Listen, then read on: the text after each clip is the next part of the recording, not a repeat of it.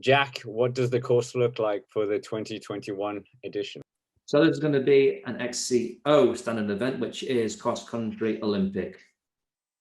The course is going to be 4 kilometers long, and we don't know the complete laps yet, but they said it's going to be 7 to 9 laps long, depending on the weather, as reports have said. So at the start, we've got a very long stretch here. This means it's obviously where the riders are going to be sprinting to their heart's content to try and get ahead of their rivals. After that, we've got the Amagi Pass, which is going to be a little hilly at the start. And then, of course, we've got the section called Jorin, which is going to be a very rocky part with a lot of trees and obstacles in the way. After that, we've got the third section, which is called Chopsticks, which is going to be a more playful area, which I assume is going to be easier, more flat, and a bit more fun.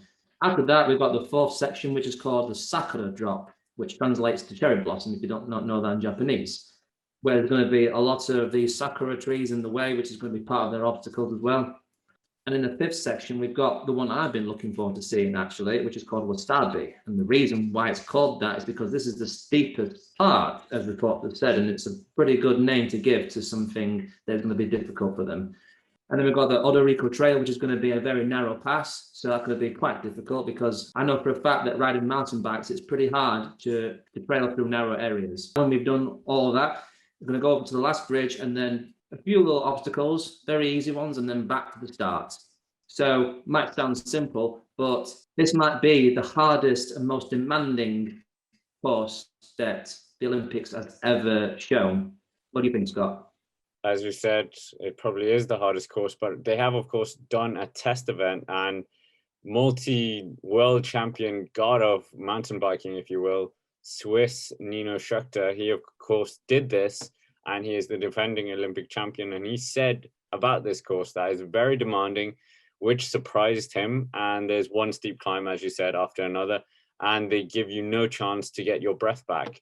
This just indicates when a guy with a VO2 max as high as this Swiss machine is finding, well, it's a tough course, then we're definitely in for a treat. But anyways, of course, the very interesting narrative that we've got coming up is that when we're looking into the favorites, we've got 2 cyclocross superstars coming to this race, Mathieu van der Poel and Tom Pidcock.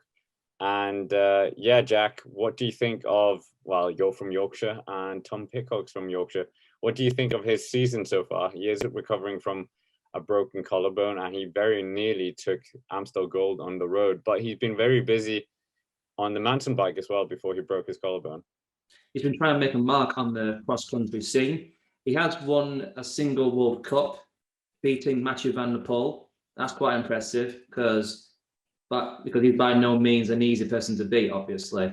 And despite that, having a nasty injury with the collarbone from training on his bike, he has actually been on good form. He said he's very confident about his recovery. And that does give me quite a lot of great faith in him to actually, do something at this. Because if he does get a podium at the very least, he'll be the first one in Britain to do it since this entire Olympic event has started since 1996.